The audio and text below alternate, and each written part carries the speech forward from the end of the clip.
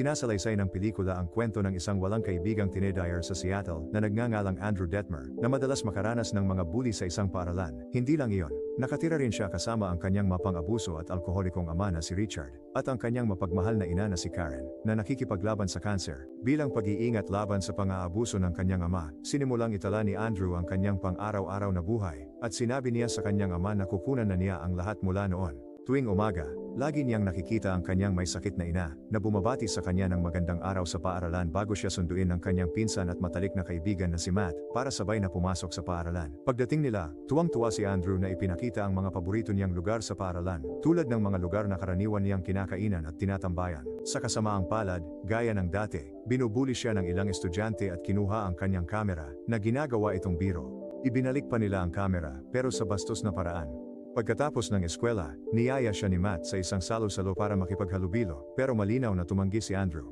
Gayunpaman, iginiit ni Matt na isama ang kanyang pinsan sa party dahil senior ito sa paaralan at atubiling pumayag si Andrew. Sa bahay, masayang pinapanood niya ang una niyang recording habang biglang pumasok ang kanyang ama sa kanyang silid. Hindi inaasahan, galit na sinampal siya ni Richard sa mukha, dahilan para matumba siya sa sahig.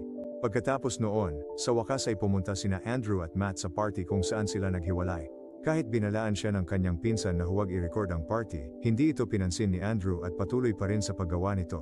Pagkatapos ay nakilala niya ang isang babaeng nagngangalang Casey, na nagre-record din ng mga aktibidad ni Casey para sa kanyang vlog. Ngunit bigla silang nilapitan ni Matt at medyo nailang na sinubukang pahangain si Casey. Di nagtagal, nakaaway ni Andrew ang isang dumalo na inakusahan siyang kinukunan ng video ang kanyang kasintahan. Dahil doon, natapon ng lalaki ang inumin sa mukha niya, at nagpa siya si Andrew na pumunta sa parking lot kung saan siya umiyak habang nililinis ang dumi sa kanyang kamera. Bigla siyang hinanap ni Steve, isang sikat na estudyante sa paaralan, at niyaya si Andrew na sumama sa kanya. Sinabi ni Steve na siya at si Matt ay nakatuklas ng isang malaking butas sa kakahuyan, kaya humingi siya ng tulong kay Andrew upang itala ang kanilang natuklasan. Pagdating doon, nakarinig ang grupo ng kakaibang tunog mula sa malaking butas, kung saan sumisid si Steve para mag-explore, kasunod ang lasing na si Matt. Kaya naman, napilitan si Andrew na sundan sila papasok sa butas, at naglakbay sila sa isang maliit na lagusan kung saan natuklasan nila ang isang napakalaking kumikinang na malakristal na bagay. Kakaiba, nagdulot ito ng hindi maipaliwanag na kababalaghan habang papalapit dito ang tatlo. Nang magsimulang mag-react ng marahas ang kakaibang bagay, tumilapon si Matt patalikod sa pader ng isang dinakikitang puwersa, habang dumugo ang ilong ni Steve at kalaunan ay namatay ang kamera. Pagkalipas ng ilang linggo, tila nagkaroon ng kapangyarihang telekinetic sina Andrew, Matt, at Steve. Habang naglalaro sila sa likod bahay, hinagis ni Matt ang bola kay Steve, at nakakagulat, lumiko ito pakanan at tumama kay Steve mula sa gilid. Pagkatapos ay inihagis ni Matt ang bola kay Andrew, at nagawa itong pigilan ni Andrew sa ere. Kasabay nito, dumudugo ang ilong niya sa di malamang dahilan. Bukod pa rito, naglalaro ang grupo ng mga piraso ng Lego sa loob ng bahay, at pinapataas ang mga ito ng hindi hinahawakan. Pagkatapos niyan, nagpa siya ang tatlo na bumalik sa butas, ngunit natuklasan nilang napuno na ito ng lupa. Dumating din ang mga autoridad at sinabihan ang mga batang lalaki na umalis sa mapanganib na lugar. Habang pauwi, ibinahagi ni Steve at Andrew ang kani-kanilang mga kwento tungkol sa kani-kanilang mga pamilya. Nabunyag na dating bumbero si Richard, ngunit nasugatan siya sa trabaho, kaya ngayon ay nananatili siya sa bahay at nangongolekta ng mga tseke ng insurance. Sa kabilang banda, ibinahagi rin ni Steve na madalas mag-away ang kanyang mga magulang nitong mga nakaraang araw. Sa kanyang kwarto, nagpa-practice si Andrew na ialsa ang kanyang kamera habang nakikinig sa kanyang ama sa telepono, na nagmamakaawa na sana ay may makakuha ng karagdagang tulong medikal para sa kanyang asawa. Kinabukasan, ginugol ni Andrew ang kanyang araw kasama ang kanyang ina, at nagkasiyahan silang dalawa sa kanilang oras na magkasama. Nakilala niya si Matt na nagsasanay sa lawa at tinanong ang potensyal ng kanilang lakas. Sa paaralan, sinabi ni Matt na naiangat niya ang kanyang kama nang hindi dinudugo. Aniya, ang kapangyarihan ay parang kalamnan na dapat sanayin para lumakas. Iminungkahi ni Andrew na magsanay sila sa publiko. Sa supermarket, nagbiro sila. Inilayo ang trolley, pinalutang ang teddy bear, at kumuha ng chewing gum sa bibig ng tao. Sa kainan, sinubukang saksakin ni Andrew si Matt ng tinidor, ngunit hindi ito tumagos, patunay na protektado sila. Ginamit nila ang kapangyarihan sa kalokohan gaya ng pagtulak ng trolley ng pagkain at pagbasag ng pinggan. Lumala ito nang itulak ni Andrew ang isang motorista sa lawa gamit ang telekinesis. Agad na hininto ng mga lalaki ang kanilang sasakyan at nagmamadaling lumabas para tulungan ang driver. Mabuti na lang at halos hindi nila nailigtas ang buhay ng lalaki matapos sumisid si Steve sa tubig para kunin ito. Pagkatapos ng pangyayaring iyon, labis na nagulat si Steve at hinarap ni Matt si Andrew, na sinasabing may inilagay siyang panganib. Napagtanto rin ni Matt kung gaano kapanganib ang kanilang mga kapangyarihan at iginiit na dapat nilang limitahan ang paggamit ng mga ito, lalo na laban sa mga may buhay o kapag galit ang mga ito. Ang traumatikong pangyayaring ito ang unang naging mahalagang punto sa pelikula, partikular na sa pananaw ni Andrew, na tila malungkot at walang pakialam. Kinabukasan, nakilala ni Matt at Andrew si Steve, na kayang lumipad. Hinikayat sila ni Steve na subukan ang kanilang mga bagong kapangyarihan, ngunit nahirapan si Matt na bumangon bago pa man makasama ni Andrew si Steve na lumilipad sa itaas niya. Di nagtagal, silang tatlo ay naglalaro ng football sa himpapawid habang pumapailan lang sila sa mga ulap.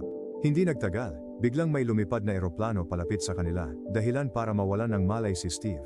Dahil dito, agad na lumipad si Andrew patungo sa kanya upang saluhin ang katawan nito, at pareho silang bumagsak sa lupa. Mabuti na lang at pareho silang ligtas sa huli. Si Andrew lang ang may ilong na dumudugo. Natumba rin si Matt sa lupa, at tuwang-tuwa sila nang malaman na sila ang mga unang taong lumipad. Pagkatapos noon, ginugol nila ang isang gabing walang inaalala sa bahay ni Steve, kung saan sinabi ni Andrew sa kanyang mga kaibigan na ang araw na iyon ang naging pinakamagandang araw sa buong buhay niya. Kinabukasan sa paaralan, plano ng tatlo na magkasamang lumipad sa buong mundo pagkatapos ng kanilang pagtatapos, at partikular na nais ni Andrew na bisitahin ang Tibet dahil sa kagandahan at payapang kalikasan nito. Pagkatapos ng eskwela, tumambay sina Andrew at Steve sa tuktok ng isang gusali, kung saan namangha si Steve sa paggamit ni Andrew ng kanyang mga kapangyarihan para lumutang. Pinoy ng kanyang kamera. Sinabi ni Andrew na matagal na siyang nalulungkot bago nila natamo ang mga kapangyarihang ito. Kahit magpinsan sila ni Matt, hindi niya ito gaanong nakakasundo. Hinikayat ni Steve si Andrew na sumali sa talent show ng paaralan, sinasabing tutulungan niya si Andrew sa pagtatanghal. Dahil dito, naghanda si Andrew para sa kanyang pagtatanghal at ipinakita ang kanyang kasuotan sa kanyang ina, na natuwa sa kanya dahil madalas siyang kasama ang kanyang mga kaibigan nitong mga nakaraang araw. Gayunpaman, tinawagan siya ni Richard bago pa man siya makaalis ng bahay, sinasabing naghihinala na ito sa kanya. Ipinahihiwatig niya na alam niyang may binabalak si Andrew. Sa talent show, ginagamit ni Matt ang camera ni Andrew, at nakikita rin niya si Casey, na nagre-record din ng palabas. Maya-maya, lumabas sa entablado sina Steve at Andrew, at sinimulan ang kanilang palabas, na humanga sa kanilang mga kapwa-estudyante sa pamamagitan ng pagbabalat kayo ng kanilang mga kapangyarihan bilang isang mahika. Bilang pagdiriwang ng kanilang tagumpay, ikinatuwa ng tatlo ang kanilang bagong tuklas na kasikatan sa isang house party kung saan malugod silang tinatanggap. Sa pagkakataong iyon, naranasan ni Andrew kung paano ang mapansin at pahalagahan sa unang pagkakataon. Pagkatapos ay nakilala niya ang isang babaeng may pulang buhok sa party, at nagsimula silang maglandian. Habang nagkakasiyahan siya sa salusalo, naiwan si Matt kasama ang kanyang kamera.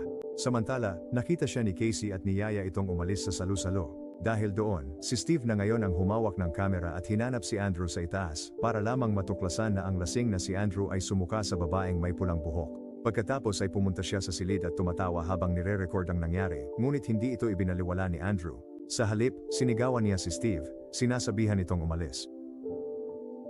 Habang lumalala ang kondisyon ni Karen, si Andrew ay nagiging lalong palabiro at agresibo. Maya-maya, may hinahanap si Richard sa kwarto ni Andrew, at nakita niya ang kamera. Kaya naman, kinumpronta niya si Andrew tungkol sa paggastos ng masyadong maraming pera sa kamera samantalang halos wala silang pera para sa gamot ni Karen. Nang suntukin siya ni Richard habang nagtatalo, marahas na lumaban si Andrew, gamit ang kanyang kapangyarihan para talunin si Richard. Pagkatapos ay inihagis niya ang kanyang ama sa sahig at tumakas palabas ng bahay. Sa kabilang banda, dumudugo ang ilong ni Matt kapag kasama niya si Casey, kahit hindi naman niya ginagamit ang kaniyang kapangyarihan. Ipinapahiwatig nito na ang isa sa kanila ay labis na gumagamit ng kanilang mga kapangyarihan.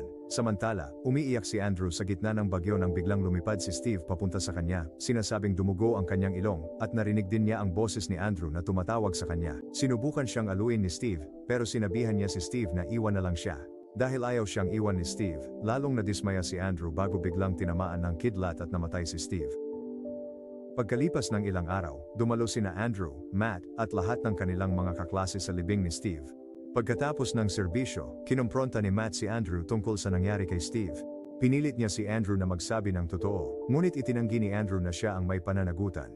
Sa halip iniwasan niya ang komprontasyon at lumipad palayo.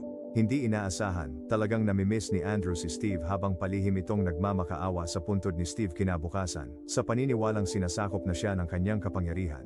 Pagkatapos ay bumalik siya sa butas kung saan nila nakuha ang kanilang mga kapangyarihan at nakita na ito ay tinutubuan na ng damo, na bumubuo ng isang hindi kilalang disenyo sa paligid nito. Dahil sa insidente sa house party, muling naitaboy si Andrew sa paaralan. Tinutukso rin siya ng mga bully sa pamamagitan ng panggagaya at pagsusuka. Bilang resulta, Nadaig si Andrew ng galit at nagpasya siyang gamitin ang kanyang kapangyarihan para bunutin ang ngipin ng isang mapangapi sa harap ng maraming estudyante. Ipinakita pa niya sa kamera ang mga piraso ng ngipin at inilalarawan kung paano niya kinuha ang mga ito. Pagkatapos noon, sinimulan niyang kilalanin ang kanyang sarili bilang isang tugatog na mandaragit ng mga tao at nangangatwiran na hindi siya dapat makaramdam ng pagkakasala sa paggamit ng kanyang mga kapangyarihan upang saktan ang mga mas mahihina kaysa sa kanya. Nang gabing iyon, pumasok si Matt sa kwarto ni Andrew matapos malaman ang nangyari sa paaralan. Bigo niyang ipinaliwanag kung gaano kahalaga para sa kanila na sundin ang kanilang mga patakaran dahil nagiging masyadong makapangyarihan na sila, ngunit hindi pinansin ni Andrew ang kanyang mga sinabi. Kaya naman, sinuntok siya ni Matt, ngunit napigilan ni Andrew ang kamao nito at tuluyan na siyang lumabas ng bahay.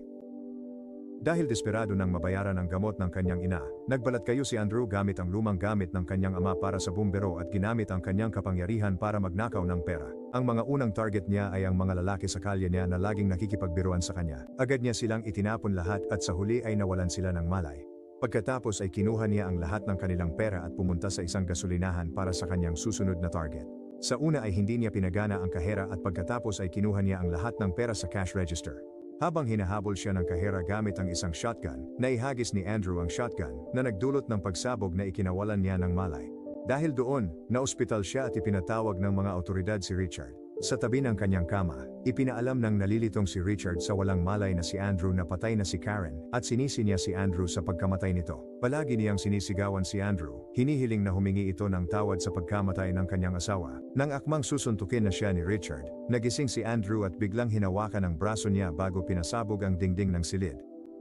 Sa isang salu-salo sa kaarawan, dumanas ng matinding pagdurugo ng ilong si Matt at naramdaman niyang may mali kay Andrew. Matapos mapanood ang balita sa TV tungkol sa isang mahiwagang pagsabog sa downtown, agad silang nagtungo ni Casey sa ospital. Pagdating doon, nakita nila si Andrew na lumilipad palabas ng silid ng ospital habang nakasabit sa kanyang ama bago ito basta-basta iniwan. Agad na lumipad si Matt pataas at iniligtas si Richard, inihulog ito sa lupa nang malaman ng lahat ang kanyang kakayahang lumipad. Pagkatapos ay sumakay siyang muli sa kotse kasama si Casey, ngunit naabutan sila ni Andrew at pinuhat ang kotse bago ito ibinaba. Mabuti na lang at nailigtas ni Matt si Casey bago niya sinubukang makipagpaliwanagan kay Andrew. Samantala, sumiklab ang kaguluhan sa buong lungsod habang itinatala ng mga tao ang hindi pangkaraniwang pangyayari. Sa wakas ay lumipad si Matt papunta kay Andrew, sinusubukang pakalmahin ito at kumbinsihin itong itigil ang kanyang mga ginagawa. Gayunpaman, naubos na ang galit ni Andrew at inatake si Matt, hinagisan ito ng bus. Isang pagod na si Andrew ang nakalapag sa isang gusali at bumangon si Matt para lumaban. Dinala sila ng kanilang laban patawid sa lungsod, bumangga sa mga gusali at nagpaulan ng mga sasakyan. Sa pagtatapos ng kanilang laban, napagod ang dalawa at napadpad sa isang plaza kung saan sila pinalibutan ng mga pulis. Patuloy na nagmamakaawa si Matt kay Andrew na tumigil na, pero hindi siya pinakinggan nito. Kasabay nito, sa wakas ay nagpaputok ang mga pulis, ngunit napigilan ni Andrew ang lahat ng bala. Sa wakas ay umabot na sa sukdulan ang kanyang galit at sinimulan niyang marahas na sirain ang mga nakapalibot na gusali. Nang mapagtanto ni Matt na hindi maaring pigilan o pagsabihan si Andrew, at tubiling sinaksak ni Matt si Andrew gamit ang isang bakal na sibat mula sa isang kalapit na estatwa, na agad nitong ikinamatay. Habang papalapit sa kanila ang mga pulis,